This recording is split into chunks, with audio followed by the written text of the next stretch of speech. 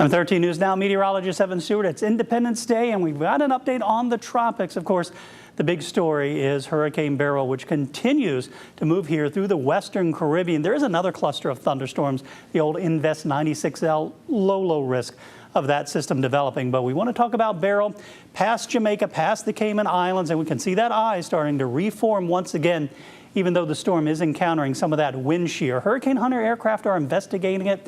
We'll see what happens with the 8 o'clock and 11 o'clock advisory. But as of 5 o'clock, winds of 110 miles per hour, and you'll notice the hurricane warnings are up here for the Yucatan Peninsula, Mexico. It includes Cancun, Cozumel, Tulum, and they are expecting that hurricane to make landfall late tonight, early tomorrow morning.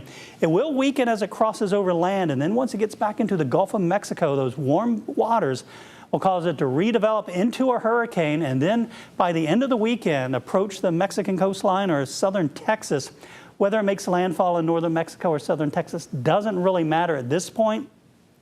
It's going to bring a lot of rain for that area, an area already hit by Alberto just a couple of weeks ago. And again, there is still that potential that it could be here a little bit farther to the east, which will bring it closer to Houston, or that eye could pass a little bit farther to the south. So still some uncertainty. We'll have to see really what happens as it redevelops in the Gulf of Mexico. But all the computer models in pretty good agreement. You can see some of them do curve it closer to Houston. Some of them keep it here back over areas of Mexico. And I mentioned that other area, that was the old 96L. That only has about a 10% chance of development. We'll have to see what happens as it gets over here towards the Gulf of Mexico. But over the next week, not expecting anything with that system. And looking beyond to the week after, here's a look at the tropical development outlook.